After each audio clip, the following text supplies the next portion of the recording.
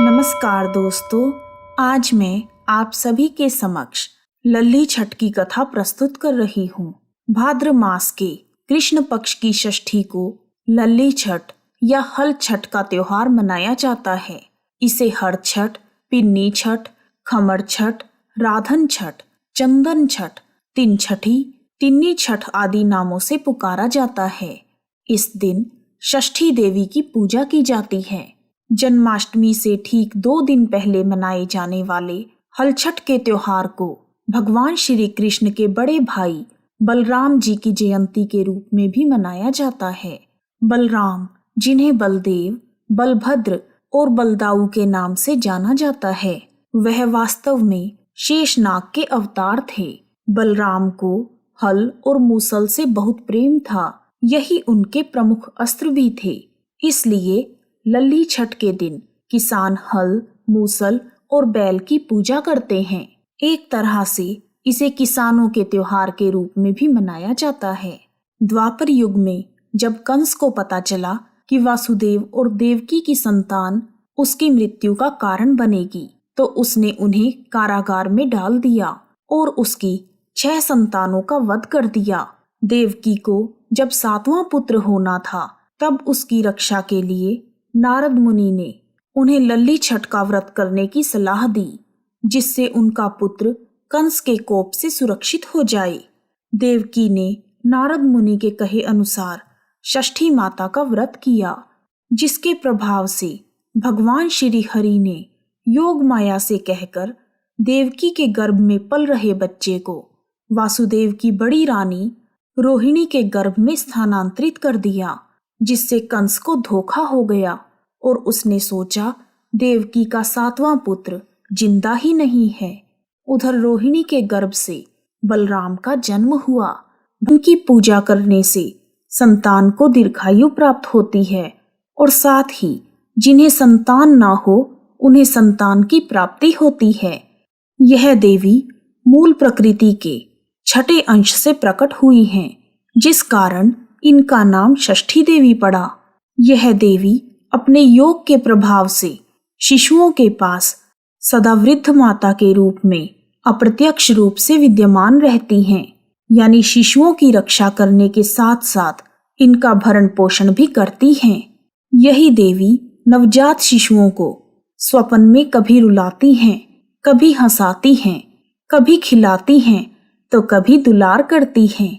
बच्चे के जन्म के छठे दिन जो छठी मनाई जाती है, उस दिन षष्ठी देवी की पूजा की जाती है। अपने पति की रक्षा और आरोग्य जीवन के लिए स्त्रियां लल्ली छठ के दिन माँ गौरी की पूजा करती हैं और उन्हें 16 श्रृंगार का सामान चढ़ाती हैं। आइए अब शुरू करते हैं हल छठ की कथा। पुराने समय में एक ग्वालिन थी। वह नगर नगर घूमकर दूध और दही बेचती थी। वह माँ बनने वाली थी और उसका प्रसव काल भी पास आ रहा था। एक ओर वह प्रसव से व्याकुल थी और दूसरी ओर उसे अपने दूध दही बेचने की चिंता थी। उसने सोचा कि यदि प्रसव हो गया तो यह दूध दही खराब हो जाएगा।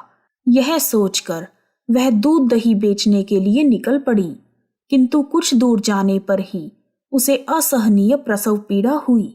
वह एक झरभेरी की ओट में चली गई और वहां एक बच्चे को जन्म दिया।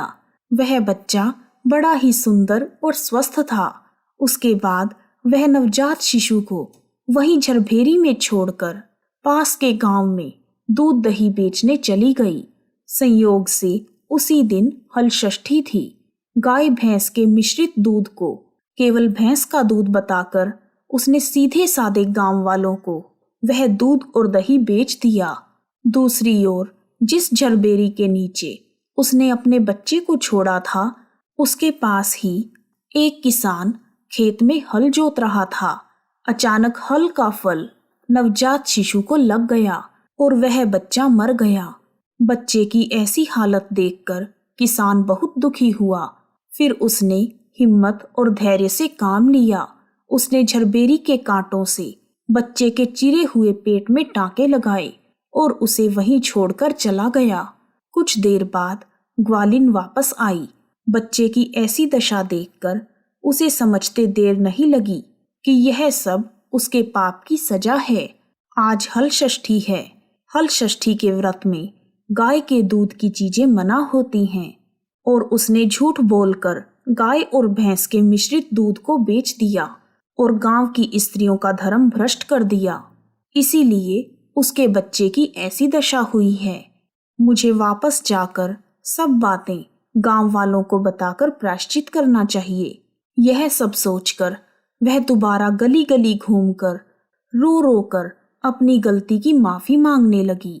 उसने गांव की स्त्रियों को अपनी करतूत और उसके फलस्वरूप मिले हुए दंड का बखान किया।